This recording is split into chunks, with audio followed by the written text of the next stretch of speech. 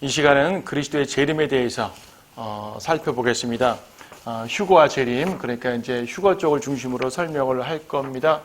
우리가 지난 시간에 전천년주의에 대해서 설명을 드렸을 때 전천년주의는 단순한 신학 이론이 아니라 그리스도의 재림과 천년 왕국과의 관계 속에서 설명되어야 된다고 설명을 드린 바가 있어요. 그렇죠?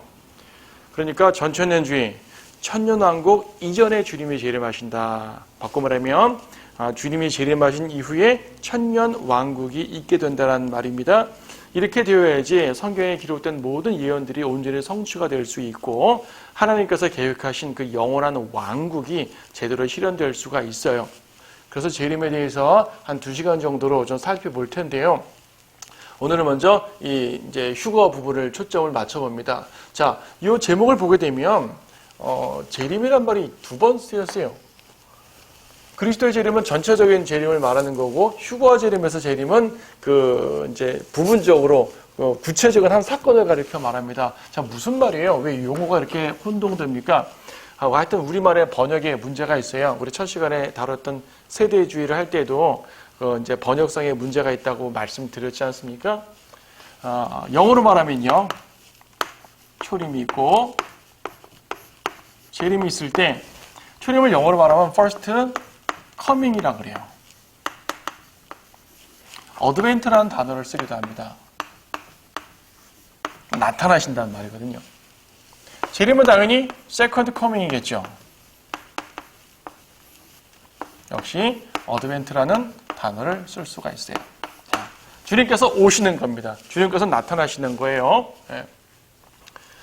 구약 성경에는 초림과 재림이 구분되지 않아서 구약 성도들은 주님이 2번 오시는 것을 몰랐어요. 그냥 오시는 거예요. 메시아께서 오시는 거죠. 지금도 유대인들은 이제 초림 예수님을 인정하지 않다 보니까 이제 메시아께서 아직 안 오셨다. 그리고 한 번 오실 거다라고만 생각을 합니다. 우리는 십자가 이후에 살고 있고 이제 초림을 이제 알고 있기 때문에 당연히 재림을 기다리는 사람들이거든요. 초림과 재림의 차이를 알고 있죠. 자, 재림은 2개의 이제 단계로 이루어지게 되는데 첫 번째가 바로 휴거고요. 2번째가 재림입니다. 이 휴거를 영어로 랩처라고 그러고요.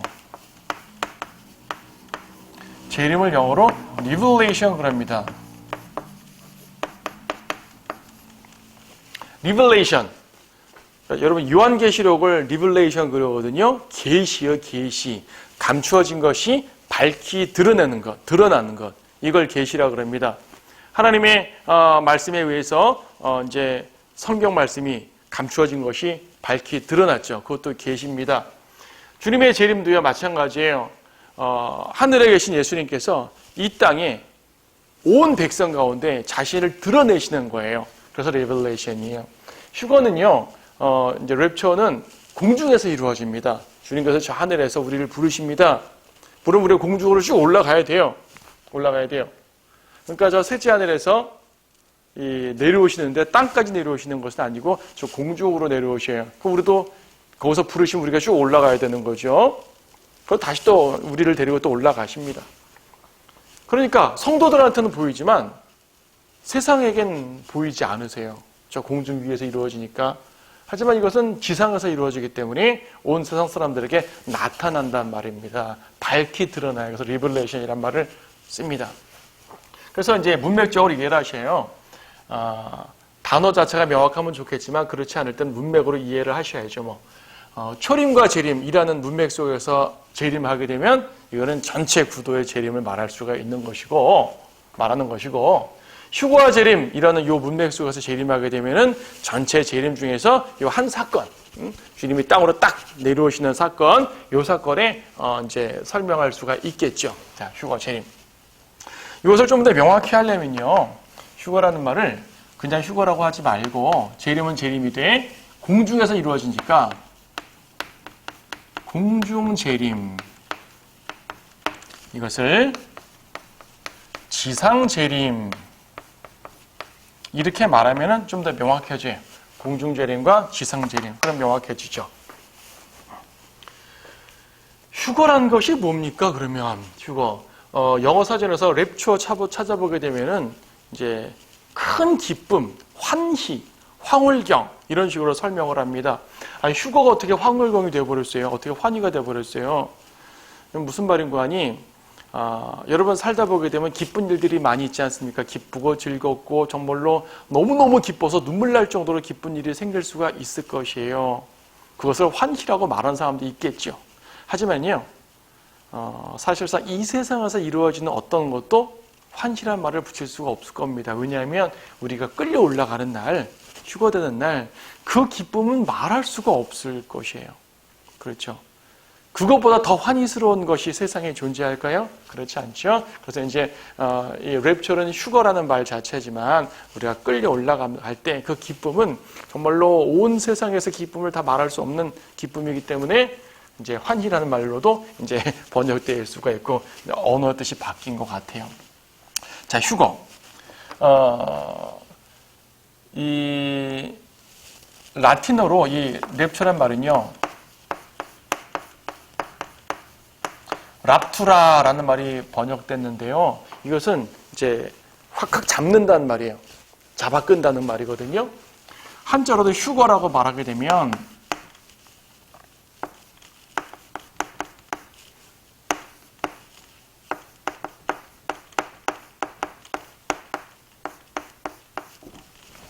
휴거, 끈단 말이에요. 끌휴, 들커.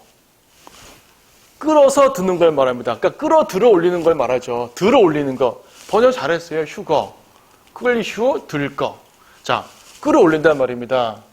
자, 이 말이 왜 나왔는 것인가? 자, 휴거라는 말은요, 휴거라는 단어는 성경 어디에도 나오질 않아요. 나오질 않으니까 왜 성경이 없는 말을 하느냐라고 사람들이 얘기를 하죠. 사실상 휴거라는 말을 할 때 대부분의 사람들은 부정적인 생각을 합니다. 왜냐하면 과거에 휴거 하던 사람들이 어떤 사람들이었어요? 시한부 종말론자들이었거든요. 우리나라뿐 아니라 전 세계적으로 역사적으로 이처럼 휴거 날짜를 정해가지고요, 휴거 하던 사람들이 많은데 그들이 시한부 종말론자들이었었어요. 이단들 아니겠어요? 그러다 보니까 휴거란 말이 되게 부정적이에요. 부정적. 근데 휴거란 말이 이 사람들이 받아들이기에 부정적이지만 성경에 없는 말이 아닙니다. 휴거라는 이 단어는 없을지 모르지만요, 성경이 이 단어를 뭐라고 말하고 있냐 하면 데살로니가 전서 4장 16절 말씀에 끌려 올라가리니 라는 말을 쓰고 있습니다. 끌려 올라가는 거예요. 끌려 올라가. 그러니까 휴거, 끌휴 들릴 거 맞잖아요. 끌려 올라간다는 말입니다. 자, 끌려 올라가는데 왜 휴거란 말이 없어요? 휴거란 말이 있는 거죠. 자, 데살로니가 전서 4장 16절, 17절 말씀 보세요. 주께서 호령과 천사장의 음성과 하나님의 나팔 소리와 함께 하늘로부터 친히 내려오시리니 그러면 그리스도 안에서 죽은 자들이 먼저 일어나고 그리고 나서 살아남아 있는 우리도 공중에서 주와 만나기 위하여 그들과 함께 구름 속으로 끌려 올라가리니라고 말하잖아요.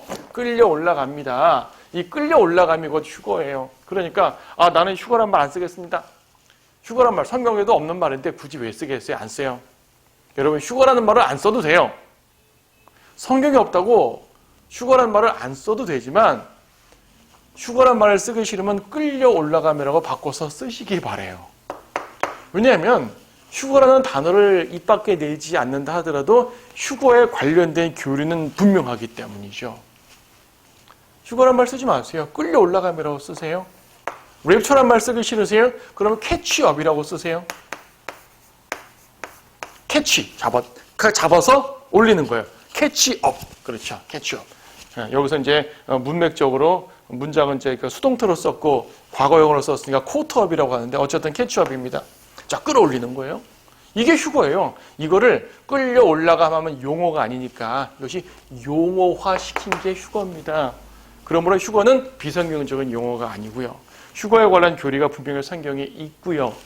그러므로 굳이 휴거란 단어에 대해서 뭐 이렇고 저렇고 할 필요가 없죠. 자, 휴거. 끌려 올라감입니다. 이 끌려 올라가는 건 또 이제 두 가지 국면이 있는데 지금 우리가 읽었잖아요. 그리스도 안에서 죽은 자들, 그 죽은 성도들이죠. 죽은 성도들, 그 다음에 살아남아 있는 우리들, 산 성도들, 주님께서 공중으로 내려오는 그 시점에 이미 죽어있는 성도들과 살아있는 성도들이 모두 변화됩니다. 죽은 자들은 또한 부활하겠죠. 죽은 성도들은 부활하는 것이고 살아있는 성도들은 변화됩니다. 그 죽은 성도들이 부활할 때 변화되지 않고 썩은 몸으로 일어납니까? 아니요. 그들도 역시 변화돼서 부활합니다. 고린도전서 15장 말씀 보시게 되면 고린도전서 15장 52절 말씀 보면요.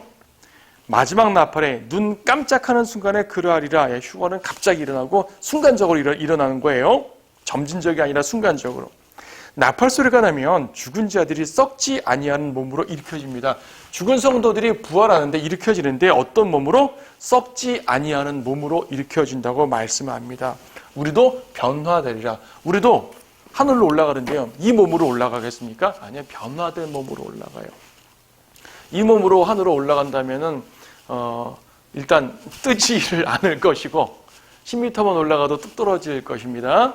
하지만 저 하늘까지 쭉 올라가려면 이것은 내가 올라가는 것이 아니라 하나님께서 끌어올려주는 것이란 말이에요.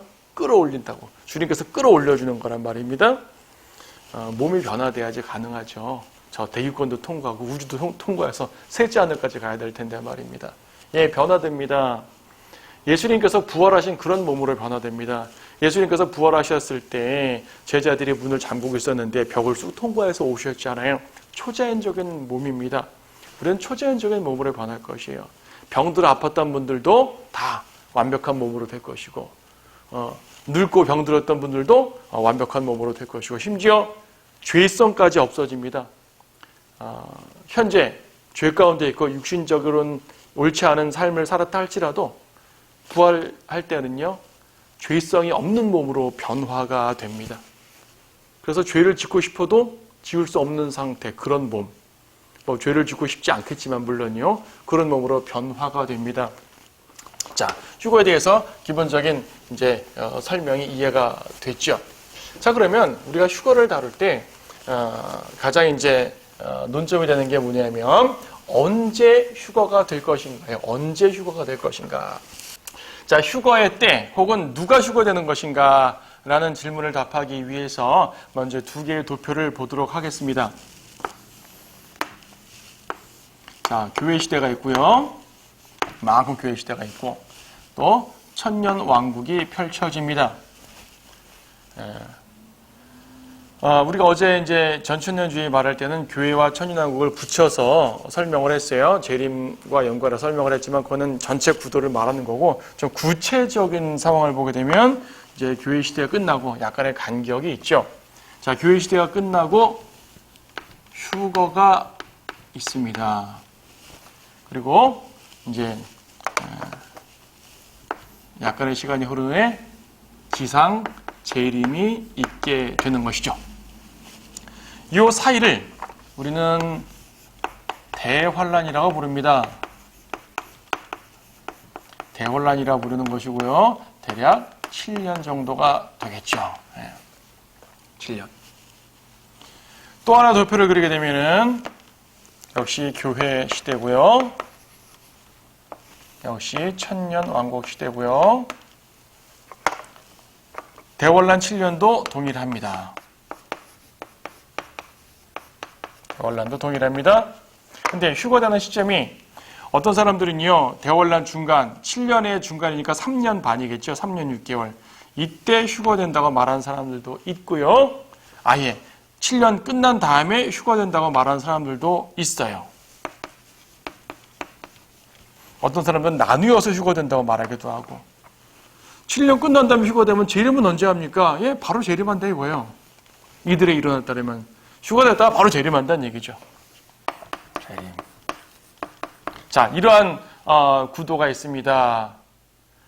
휴거가 환란 중에 있다, 환란 끝에 있다라는 말을 환란 통과설이라는 말을 해요. 환란 통과설. 환란 통과설. 환란을 통과한다니까 환란을 비껴 나간다고 패스, 그것이 아니라 환란에 들어간다는 말입니다. 환란에 들어가서 통과한다, 그 개념이에요. 우리말 참 어렵죠. 예, 환란에 들어가서 통과한다는 말인데, 환란 통과설이 있어요. 환란을 통과하는 거예요. 그러니까 휴거가 앞에 있냐 뒤에 있냐가 중요한 것이 아니라 성도들이 환란에 들어가다가 휴거된다는 얘기죠. 이건 환란에 들어가요, 안 들어가요? 이 구도에서는 환란에 안 들어가죠. 휴거가 대환란 전에 이루어지게 되면 성도들은 환란에 들어가지가 않죠. 그 전에 올라가는 거죠. 도표가 그렇죠. 근데 이 두 번째 도표는 성도들이 환란에 들어갑니다. 그리고 중간쯤 올라가기도 하고 어떤 사람은 끝나고 올라가기도 하고 그러죠. 자, 이렇게 이제 보통 말하는 사람이 있어요. 이 말은 또 어떻게 연결되냐면은 부분 휴거설이라고도 해요.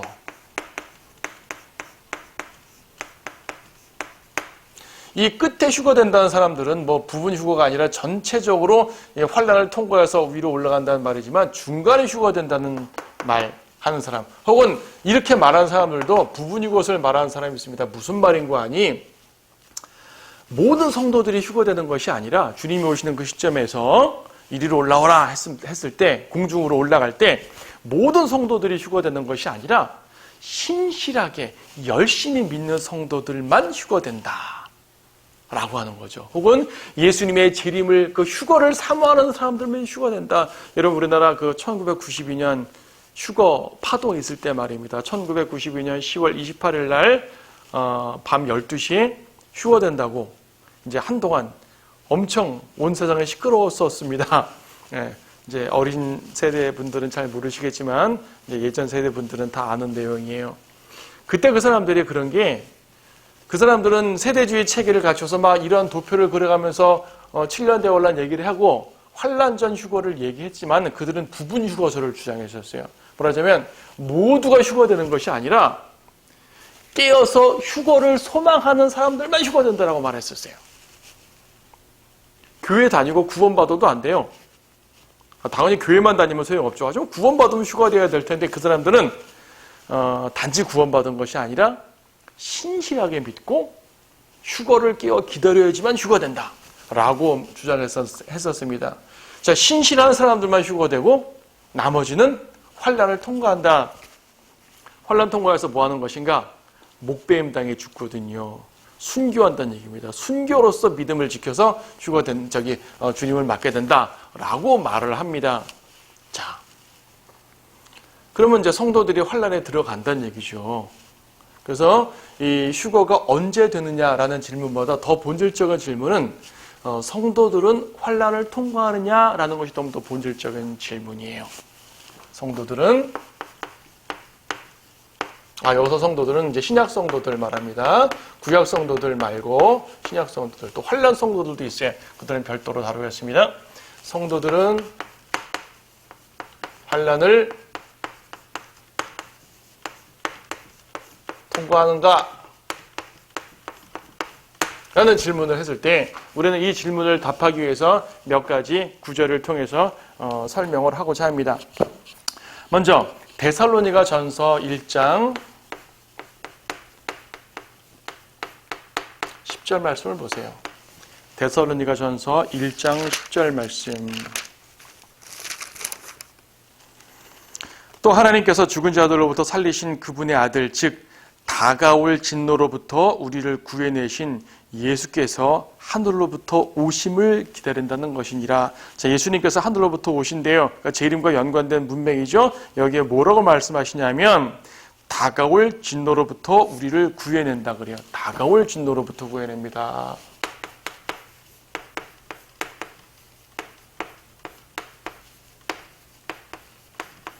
다가올 진노로부터 구원하신답니다. 다가올 진노가 무엇일까요? 지옥을 말하는 것이 아니라 대환란을 말하는 것입니다. 대환란으로부터 성도를 지켜주신대요. 이건 대환란에 들어간 상태에서 지켜주신다는 말이 아니라 대환란으로부터, 즉 대환란을 겪지 않고 그 전에 구원해 주신다는 얘기죠. 교회 시대의 성도들은 주님께서 공중으로 오실 때 모두가 올라갑니다. 모두가 올라가게 되어 있어요. 데살로니가 전서 4장 16절 말씀 보시게 되면 아까 읽은 구절이죠. 주께서 호령과 천사장의 음성과 하나님의 나팔 소리와 함께 하늘로부터 친히 내려오시리니 그러면 그리스도 안에서 죽은 자들이 먼저 일어난다고 말해요. 14절에서 바로 위에 14절에서도 예수 안에서 잠든 자들이라는 표현 썼어요. 죽은 걸 잠들었다 표현하죠. 예수 안에 있는 자들입니다. 그리스도 안에 있는 자들입니다. 그리스도 안에 있는 자들. 여러분, 그리스도 안에 있는 자들이란 말은요, 그리스도의 몸에 속했단 말이에요. 구원받은 성도란 얘기죠. 비록 그리스도 안에 있는 성도들 중에서 좀 이렇게 믿음이 신실하지 못한 사람일 수도 있어요. 좀 행실이 육신적인 사람도 있을 수 있겠죠. 그렇죠? 행실이 육신적일 수도 있고, 믿음이 아주 신실하지 못한 사람일 수도 있고, 제 이름을 기다리지 않는 사람도 있을 수가 있는 것이고요. 수시로 죄를 짓는 사람도 있을 수 있습니다. 하지만 그가 예수 그리스도를 영접하여서 죄사함을 받고, 그렇죠? 구원을 받았다면 그는 그리스도의 몸이에요. 그리스도 안에 있는 사람입니다. 그리스도 안에 있는 사람. 예수님께서 궁중으로 오셔가지고 누구누구야 이리로 올라오라. 자, 저 무덤 속에 있는 누구누구야 이리로 올라오라 했을 때 그 무덤 속에 있는 성도들이 팍팍 일어나서 올라갈 텐데 그들 중에서 열심히 잘 믿었던 사람들만 올라오고 나머지는 무덤 속에 있을까요? 성경은 뭐라고 말씀합니까? 그리스도 안에서 죽은 자들이 일어난다고 말합니다. 신실하게 살다가 죽은 자들이라고 말하지 않고 그리스도 안에서 죽은 자들이라고 말합니다. 구원받은 사람은 누구나 올라가는 거예요. 그러면 죽은 성도들, 살아있는 성도들, 주님께서 오시는 그 순간 살아있는 성도들 중에서 열심히 믿는 사람은 휴거되고 조금 믿음이 연약한 자들은 땅에 남아요? 말이 안 되죠. 죽은 성도들은 동일하게 다 휴거시켜 주시고 살아있는 성도들에게만 너는 좀 남아, 너는 올라와. 이거는 일단 그 자체가 논리적으로 말이 되지 않죠. 중요한 건 그리스도 안에 있는 성도입니다. 우리 가운데 믿음이 좀 연약한 사람이 있을 수가 있고 육신적인 사람이 있을 수가 있고 다양합니다. 하지만 그가 구원받고 그리스도의 피로 죄사함 받고, 그렇죠? 예수 그리스도 안에 그분의 몸으로 들어간 성도들은요 모두가 휴거가 돼요. 대환란 들어갈 이유가 없어요. 주님께서 이때 들려 올라간다고 말씀하고 있지 않습니까? 그들이 모두 휴거된다는 사실을 아셔야 돼요. 남지 않아요. 어떤 사람들이 이렇게 말합니다. 여러분, 이제 신약적 교리 중에 구원의 영원한 보장이 있죠. 구원받은 성도로서 나는 구원을 잃어버리지 않는다라는 걸 분명히 알고 있는 어떤 성도예요. 그 성도에게 당신 지금은 죽으면 하늘나라 갈 수 있습니까? 예, 갈 수 있습니다. 아멘. 믿음이 좋아요. 훌륭합니다. 그러니까 이제 이 성경을 제대로 알고 있는 거죠. 좋습니다. 근데 만약에 예수님께서 지금 하늘에서 오셔서 휴거로 부르신다면 당신은 휴거될 수 있을 것 같습니까? 그건 잘 모르겠는데요. 왜 모르죠? 전 믿음이 연약해요. 아니, 믿음이 연약해도 구원은 받은다면서요. 믿음이 연약해도 하늘나라 간다면서요. 왜 믿음이 연약하다고 휴거가 안 된다고 생각할까요? 여러분, 휴거가 안 되면 어떻게 됩니까? 휴거가 안 되면 대환란에 남는다니까요. 대환란에 남게 되면 어떻게 되냐면 짐승의 표를 받아야 돼요. 짐승의 표를 안 받고 거절하고 목배임 당해 순교하면 그때가야 구원받습니다. 대환란 때는 그런 때예요. 그런데 지금 믿음이 연약해서 수시로 세상의 죄와 유혹에 쓰러지는 사람이 대환란 때 가서 짐승의 표를 안 받고 견디겠다고요? 가능할 것 같습니까? 안 됩니다. 대환란에 들어가면 물론 견디는 사람이 있을 거예요. 하지만 대환란에 들어가면 10중 8구는요. 짐승의 표를 받게 됩니다. 생각해 보세요. 어린 아기가 우유 달라고 울어요. 짐승의 표 없으면 상거래를 못합니다. 어떻게 안 받겠어요? 우리의 부모님이 당장 수술을 받지 않으면 죽는데 짐승의 표 받지 않으면 수술을 안 시켜준대요. 안 받겠어요? 10중 8구는 받는다니까요. 근데 짐승의 표 받으면 멸망합니다. 계시록 14장 말씀 보시면 계시록 14장 10절 9절 10절 셋째 천사가 그들을 따라가며 큰 음성으로 말하기를 누구든지 그 짐승과 그의 형상에 경배하고 그의 표를 자기 이마나 손에 받는다면 그 역시 하나님의 진노의 포도주를 마시게 되리니 그것은 그의 진노의 잔에 혼합하지 않고 부은 것이니라. 또 그 사람은 거룩한 천사들의 면전과 어린 양의 면전에서 불과 유황으로 고통을 받는다고 말씀합니다. 그렇죠?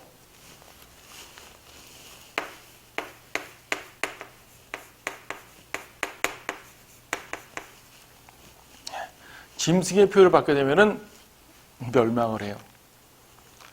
그러니까 대환란 때는요, 좀 어려운 얘기지만 믿음으로만 구원받는 것이 아니라 믿음 플러스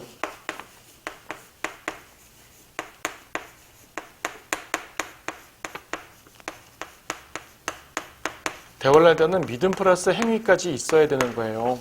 특히 끝까지 견뎌야지 구원을 받게 됩니다. 그런데 교회 시대 때 구원받은 성도가 대환란 때 남아서 구원을 잃어버린다고요? 교리가 말이 되지 않죠. 말이 되지 않습니다. 정말 중요한 예언이 있습니다. 예레미야 30장 7절 말씀 보시게 되면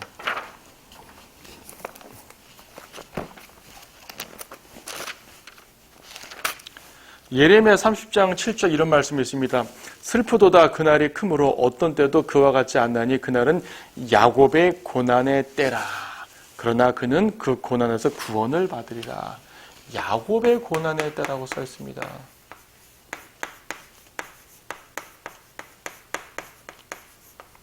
고난의 때라는 말은 대환란을 의미하는 구약적 표현인데요.